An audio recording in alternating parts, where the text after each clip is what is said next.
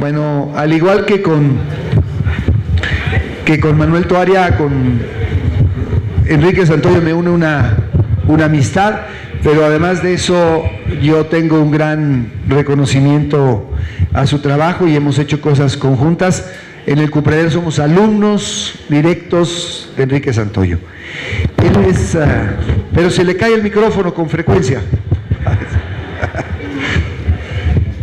Es considerado uno de los expertos en mecánica de suelos más importantes a nivel internacional. Es ingeniero civil y maestro en mecánica de suelos por la UNAM. También realizó estudios en la Escuela de Minas en Colorado y en la Universidad Duke de Carolina del Norte. Actualmente es doctor en arquitectura, cosa muy rara porque los ingenieros suelen odiar a los arquitectos, pero en este caso se volvió. Es converso. En los últimos 27 años ha laborado en TGC Geotecnia y TGC Ingeniería, de las cuales actualmente es su director. Colaboró en la corrección geométrica de la Catedral Metropolitana de la Ciudad de México. Esto se dice rápido, pero es una obra increíble. Y trabajo que valió para ser invitado al consejo que se encargaba de atender los problemas que presentaba la Torre de Pisa. Yo siempre digo que, alguna vez alguien me contó que cuando estaban en eso, los italianos dijeron, cuando ¿ustedes conocen la Torre de Pisa, chavos? ¿De Pisa? ¿Sí? Bueno, ya ven que está chueca, ¿no? Pues estaba cayendo.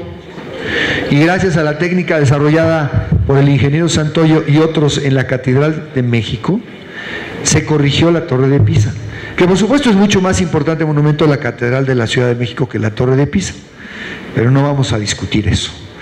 Es un honor tener aquí al ingeniero Santoyo. Él nos ayudó a muchas cosas, por ejemplo en la ciudad de Puebla, en el edificio Carolino, la sede de la universidad.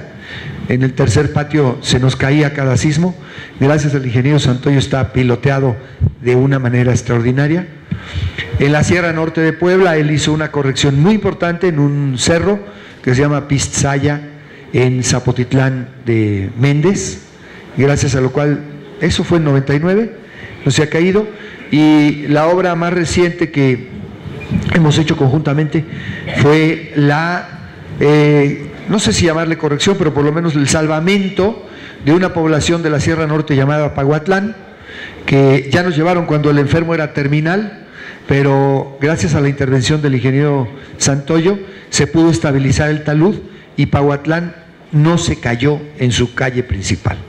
Son cosas muy importantes, sin mencionar la corrección del puente de Mezcala en la autopista, las carreteras en los Andes, o ahora mismo su intervención en la autopista del Sol se llama, ¿no? De tal manera que estamos en presencia de un extraordinario especialista y de una creatividad extraordinaria y además un gran amigo y generoso. La prueba es que está aquí con nosotros a pesar de las muchas chambas que tiene. Muchas gracias, Enrique Santoyo, y un aplauso para él, por favor. Enorme agradecimiento. Adelante. Esta es la primera vez que yo estoy en esta ciudad y ayer y esta mañana muy temprano fui a ver el convento franciscano. Qué fantástico monumento, porque yo he trabajado ya en 30 iglesias coloniales, entonces no podía dejar de conocer la que hay acá y es realmente una maravilla. Bueno, los acuíferos, la sobreexplotación de los acuíferos tiene dos problemas. Es la disminución para el abastecimiento humano y para la agricultura y para los hundimientos. Yo solo voy a hablar de los hundimientos. Entonces, la primera es la inevitable reducción del agua y el descenso gradual del agua. Entonces, el mundo entero está metido en este problema de la sobreexplotación de los acuíferos. Miren, ahí hay una estadística de un libro dedicado a este tema. Ven que está Londres, Venecia, que tenía un hundimiento de 15 centímetros por explotación del acuífero, ya cerraron todos los pozos. Sin embargo, el daño está hecho y entonces ellos tienen inundaciones con las mareas. El Valle de Silicón ya se hundieron 5 metros y se siguen hundiendo también. La Ciudad de México ya va en 9 metros. El Valle de San Joaquín, en California, un lugar agrícola, ya también tiene 9 metros. Shanghái 2.4 metros. Bangkok 1.2 metros. Pero Shanghái y Bangkok están al nivel del mar. Ambos ya cerraron todos los pozos y los han cambiado por plantas de abastecimiento del agua.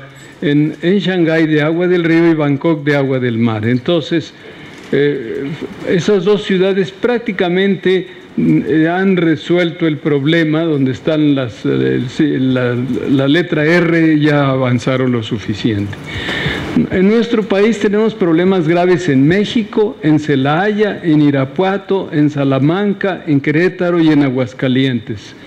Y ya empieza a tener problemas San Luis Potosí, Toluca, Puebla, Hermosillo, Gómez Palacios, Silao, Ciudad Lerdo y Zamora. Todas estas ciudades ya están problematizadas por los hundimientos provocados por la extracción de agua. Miren, esta es una foto de un norteamericano en los años 50. Es un pozo que está en el Monumento a la Revolución de la Ciudad de México. Aquí arriba tiene el nivel del original del terreno. Ahí estuvo alguna vez el pozo, y ahí dice una palabra Cople, lo alcanzan a ver arriba de este norteamericano. Del lado derecho soy yo, suponiendo que sea yo de la misma altura del americano o a lo mejor un poco más chaparro, pero vean dónde está ahora el pozo en 2005, es decir, ya el hundimiento es brutal. Arreglaron como intervinieron el monumento, cortaron el pozo. Yo organicé mi protesta personal y me volvieron a pegar el pozo.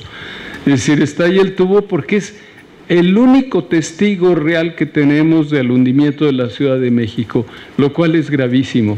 Abajo está el profesor Marsal, Juárez Vadillo y Sebart en un pozo que estaba en la colonia Roma. Está en la colonia Guerrero. Y bueno, cada vez que sale simplemente lo cortan y ya se perdió esa referencia.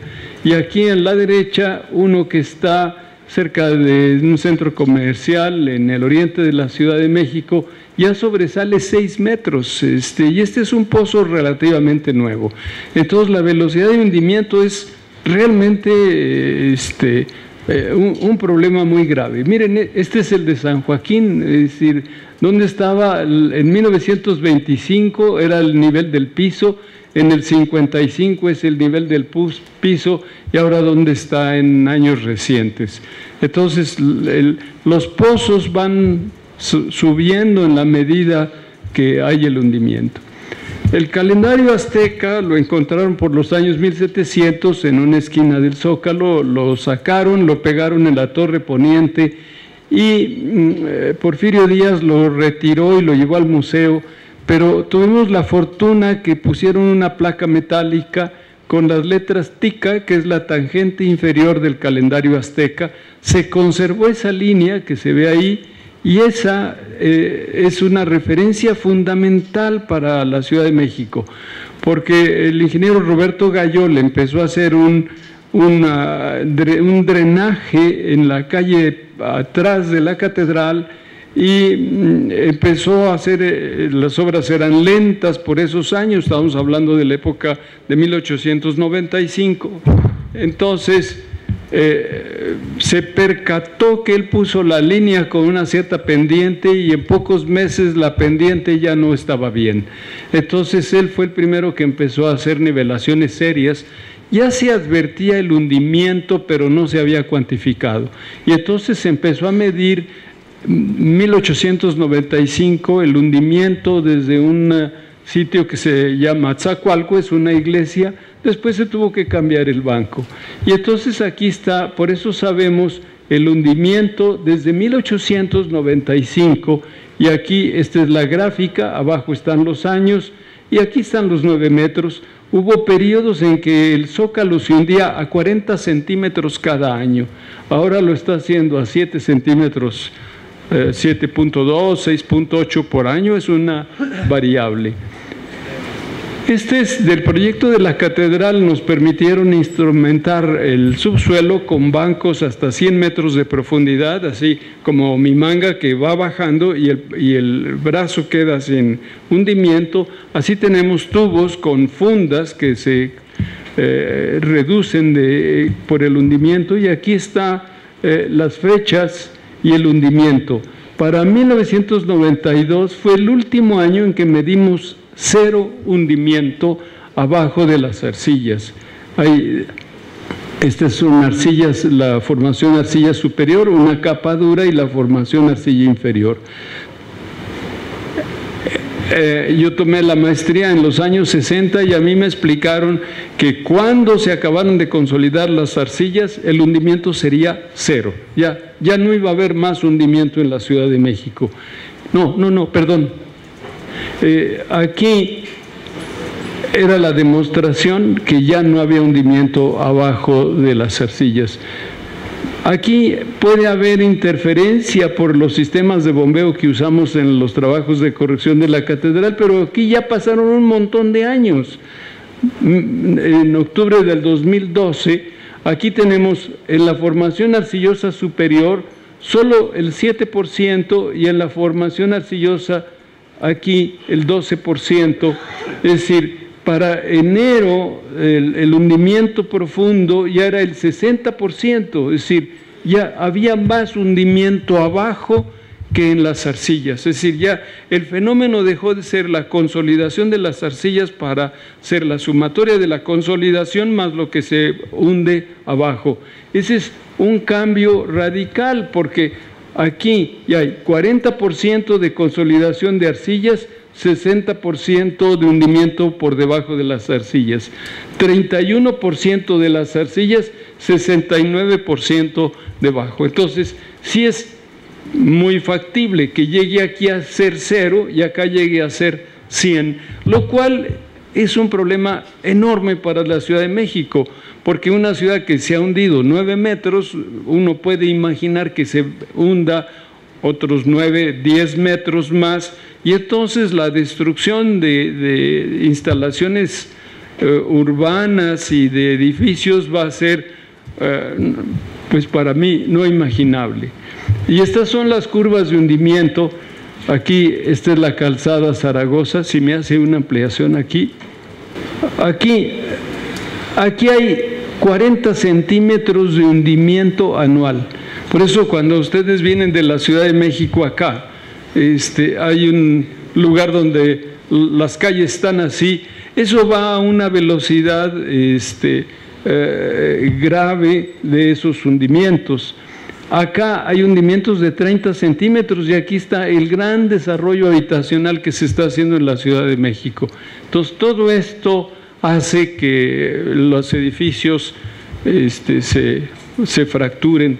Nosotros ya hemos vuelto a la verticalidad 10 edificios grandes, empezamos por uno de 17 pisos, otros grandes, y ya vamos en el número 100 de edificios del Infonavit. El Infonavit tiene grandes desarrollos habitacionales en toda esta zona y todo se está inclinando. La siguiente. Entonces, aquí pues son el tipo de problemas que tenemos. Cuando el edificio está bien hecho, la grieta se da la vuelta o no se ve, simplemente está por debajo del edificio, se está abriendo, si es que eso ocurre, y del otro lado del edificio la fisura continúa. Si la estructuración es endeble, simplemente los está rompiendo y por supuesto que lo está todo inclinando y dañando, con gran frustración de los dueños y además con un problema muy grave, porque estos edificios ya tienen 15 años o 20 años de haber sido construidos.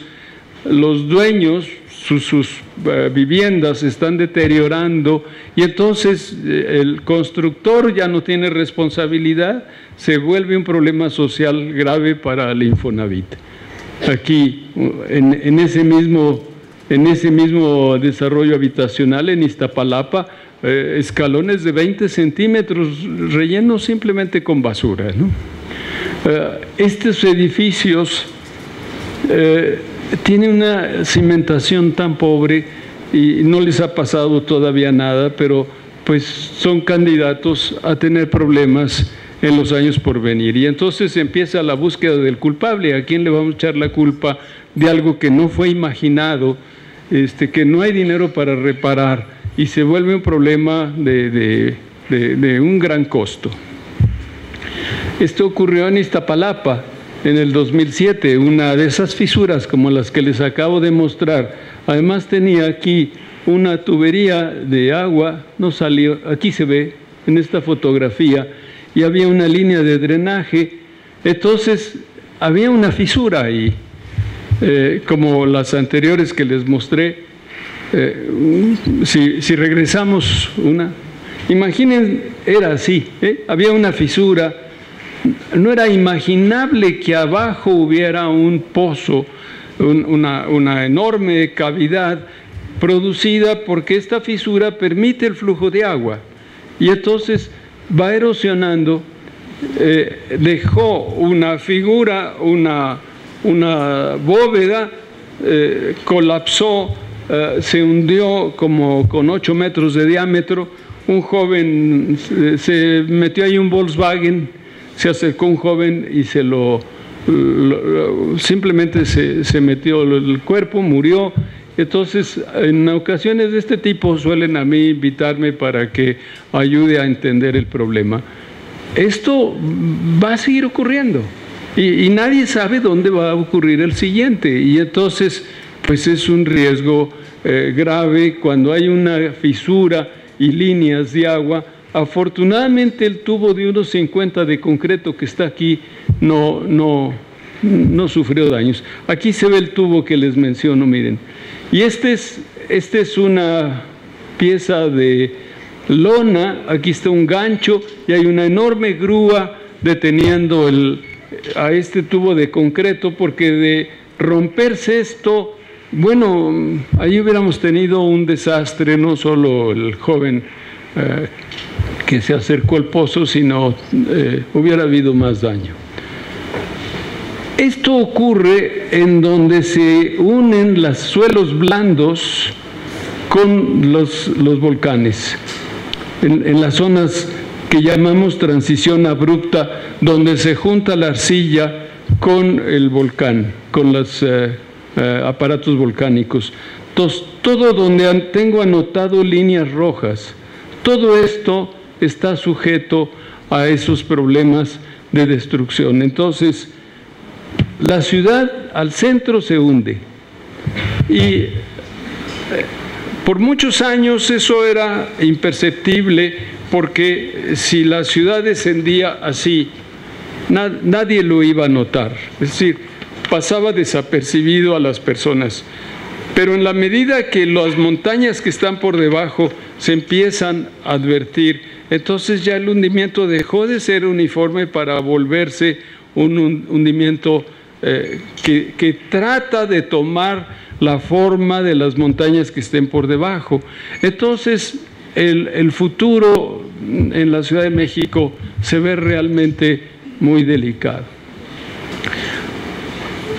Les voy a poner 2 ejemplos. Irapuato, esta era la parroquia, ahora es una catedral desde hace pocos años. Es otra de las iglesias. Si lo ven, la catedral ya no se ve vertical con respecto a esta figura. Al lado de la catedral, ahí está el problema, es decir, sacan agua de donde sea, y entonces se vuelve un conflicto muy grave con esto de los monumentos.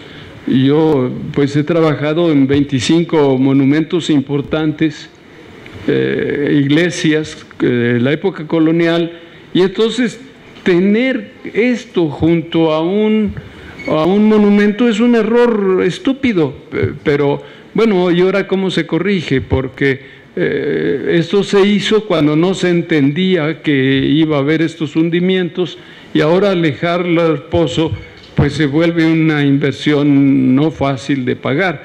Pero también es cierto que si cambian el pozo, de todos modos el problema está ahí, el problema es el exceso de extracción de agua. y este es en Irapuato. Entonces,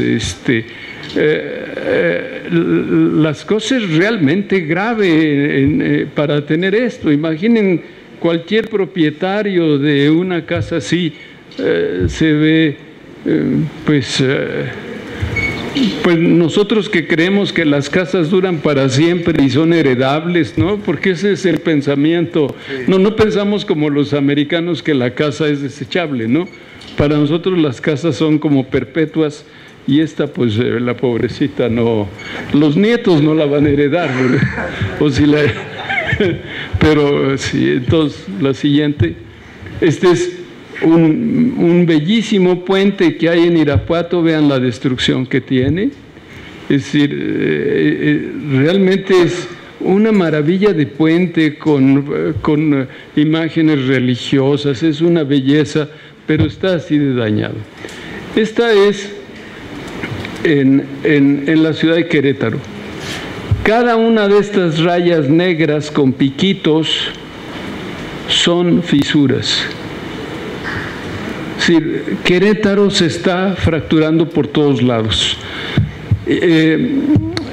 Aguascalientes y Celaya tienen una comisión de estudio de los hundimientos. Es decir, ya tienen,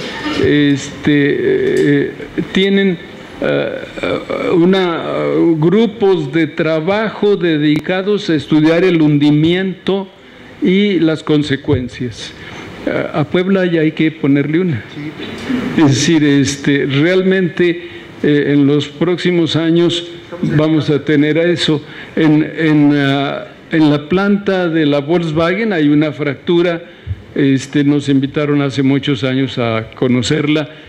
Ahí tenían, arriba de la fractura, la habitación más importante de la Volkswagen. Ahí tenían mesas de granito, unas grandes mesas de piedra como de 4 metros de largo, unas planchas enormes de piedra con medidores de alta precisión. Cuando troquelaban una pieza del Volkswagen la llevan ahí para medir, para ver si la pieza tenía las dimensiones correctas. Bueno, ese era el punto de mayor precisión de la planta y las mesas estaban chuecas. Entonces tuvieron que desmontar todo eso para ponerlo en otro bloque que no tuviera hundimientos. Las columnas de una nave también había problemas de hundimientos y lo que se hizo fue ponerles extensiones para que se fueran levantando. Vean en Querétaro, pues la cosa no es así para estar tranquilos, ¿no? Es decir, más grietas en Querétaro. Les voy a poner la siguiente, una visión rápida de los problemas de las carreteras. Así, simplemente van a ser fotografías. El siguiente es autopista. Ahí está. Están desordenadas. Esa es la entrada del túnel del lado de Acapulco. Vean, esa piedra mide de aquí a acá 12 metros. Ven todas las personas que hay aquí. Deslizó toda esta parte, destruyó la entrada del túnel. El túnel está en perfectas condiciones, pero esta piedra y estas que están aquí dañaron estrictamente la entrada. Los periodistas vieron aquí el acero descubierto y interpretaron que el túnel estaba mal, pero no es así. Ven el tamaño de la piedra, ¿no? ¿Es el cambio climático, ingeniero? Es el cambio climático, sin duda alguna. Ahora, resolver este problema, este talud, de aquí a acá hay como 80 metros de altura. Y ese es un problema bastante complicado. Aquí se ven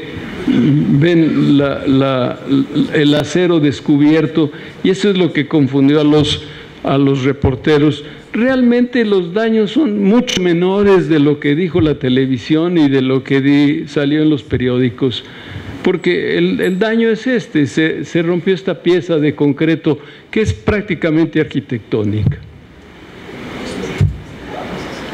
Aquí está todavía el flujo de agua. Realmente los túneles se obturaron porque al deslizar el talud que está aquí, vino el lodo y las piedras y se metieron en ambos túneles. Y entonces ocurrió que se taparan. Este es el otro lado, el lado de México, de Cuernavaca. El deslizamiento fue muy pequeño, pero de todos modos un riesgo tener eso. Esas son manchas, no hay fisuras en el túnel.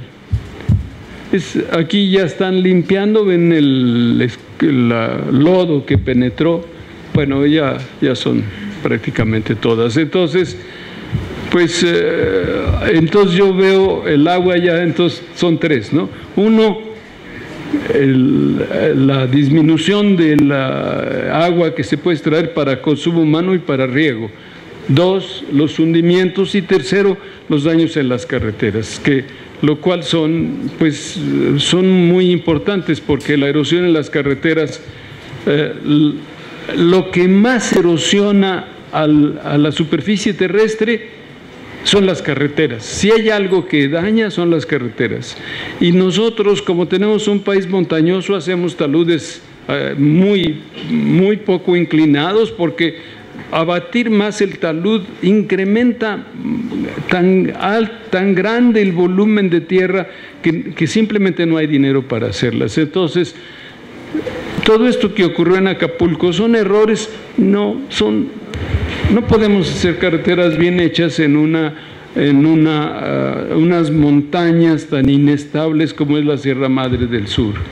Y hacerlas estables, pues el costo no es fácil. Entonces, ahora el problema es, pues incluso las carreteras que recién se acaban de inaugurar o está por inaugurarse, seguramente van a tener estos problemas. Pues muchas gracias.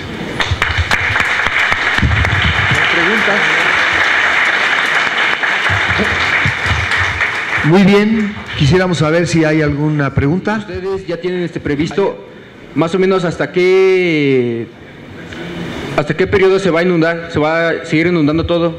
Porque bueno, yo tengo entendido que la tierra tiene capas. Entonces, ¿se va a inundar hasta qué cierto punto? ¿O hasta qué es probable que se inunde? Si lo tienen ya previsto eso o contemplado, si se va a inundar hasta qué periodo y hasta dónde va a llegar. Mire, la máxima inundación que ha ocurrido en la Ciudad de México fue en 1629, sin cambio climático, ¿no? Era una ciudad de 200,000 habitantes. Fallecieron 20,000 personas en el 629. La población de españoles se vino a la ciudad de Puebla, por eso Puebla es más española que la Ciudad de México. En México quedaron sobre todo los indígenas. Le tomó 200 años volver a recuperar la población que tenía. Entonces, las inundaciones en la Ciudad de México han ocurrido siempre.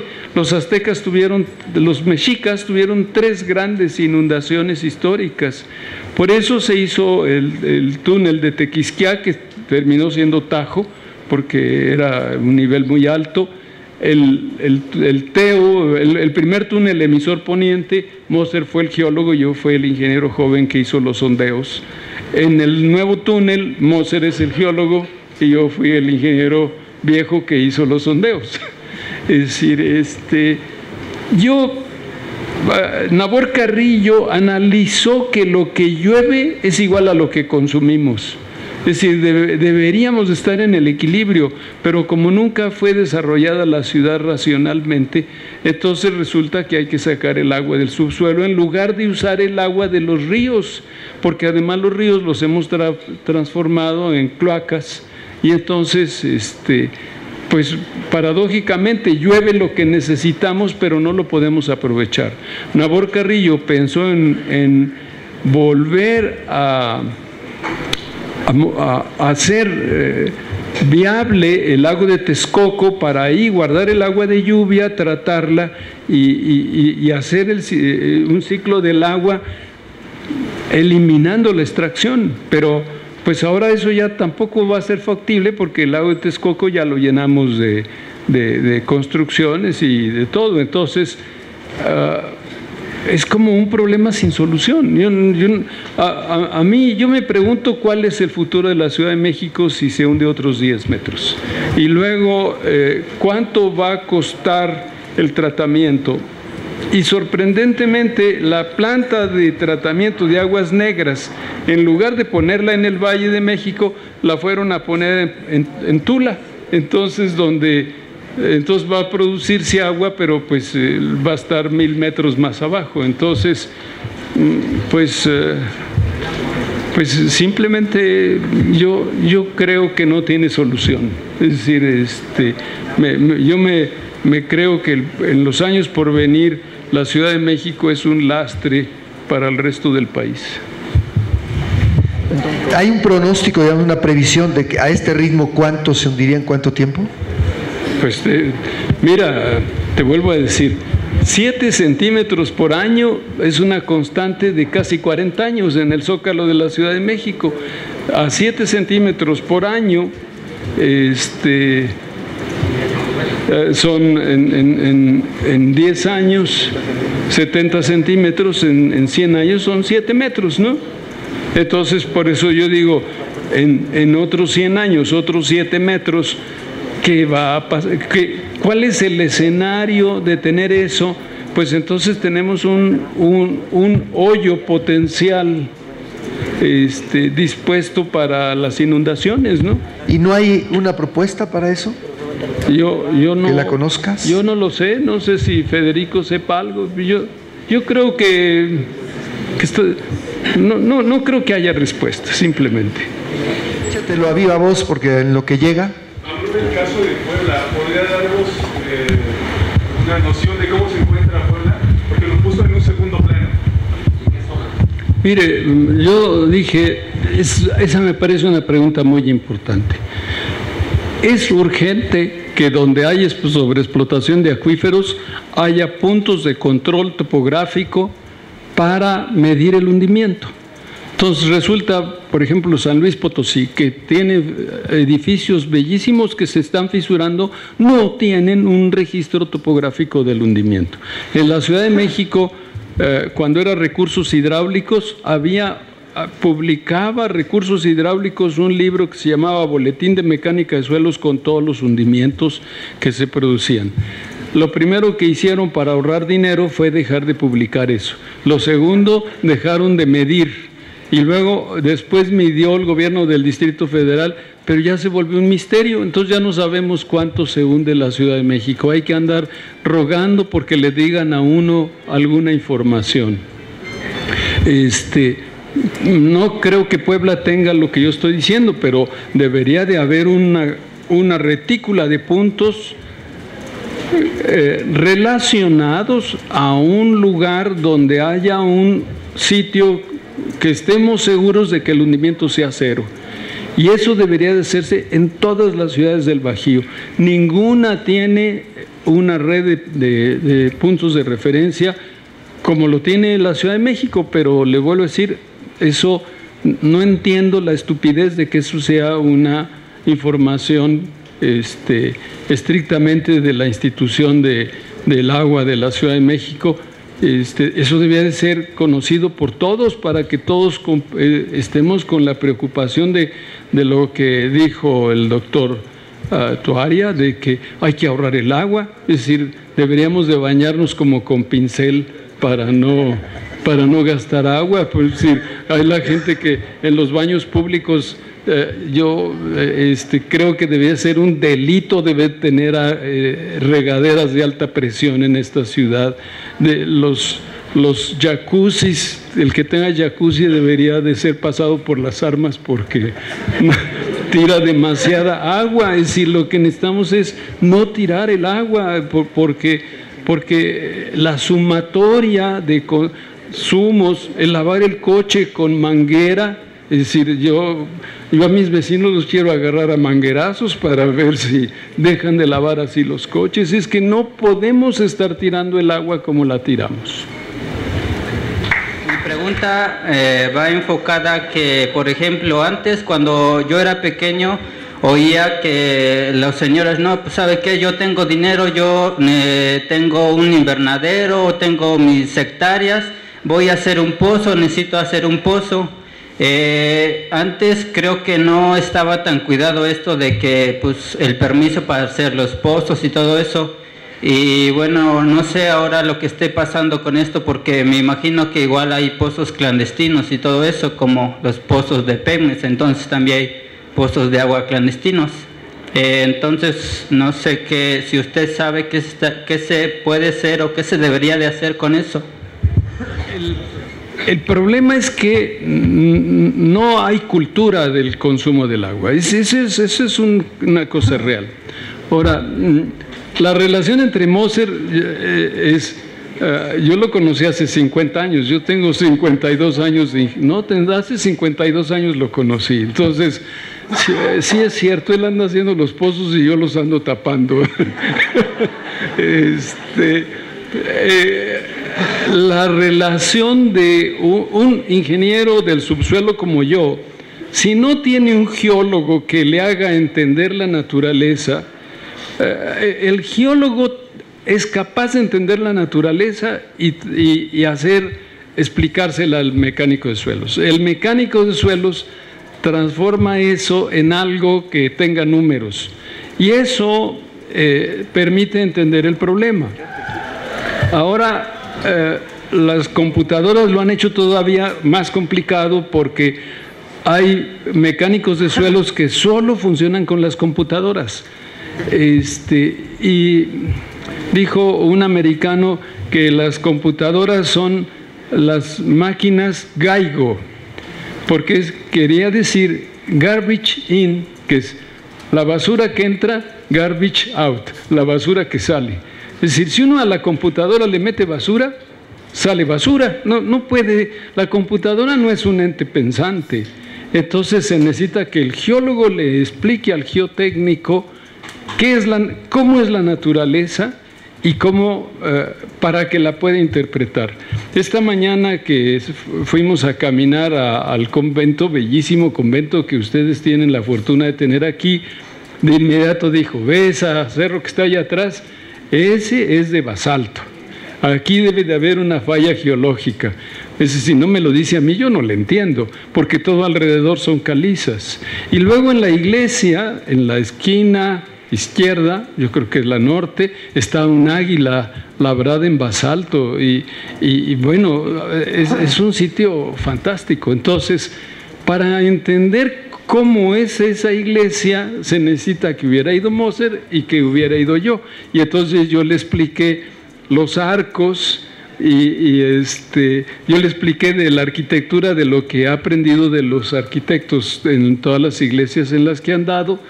No entro a rezar, entro a entender el monumento y sus problemas, porque buena parte de los problemas del agua implican que muchas iglesias se nos están fracturando, y unas paradójicamente por humedecimiento, como es el bellísimo convento de Meztitlán, que se está viniendo abajo por el humedecimiento de la ladera. Entonces, la relación del geólogo, pues, en resumen, él entiende la naturaleza y un geotécnico como yo lo debe de transformar en números sencillos, puede usar la computadora y en la búsqueda de la solución que no siempre se puede desarrollar. Muchas gracias.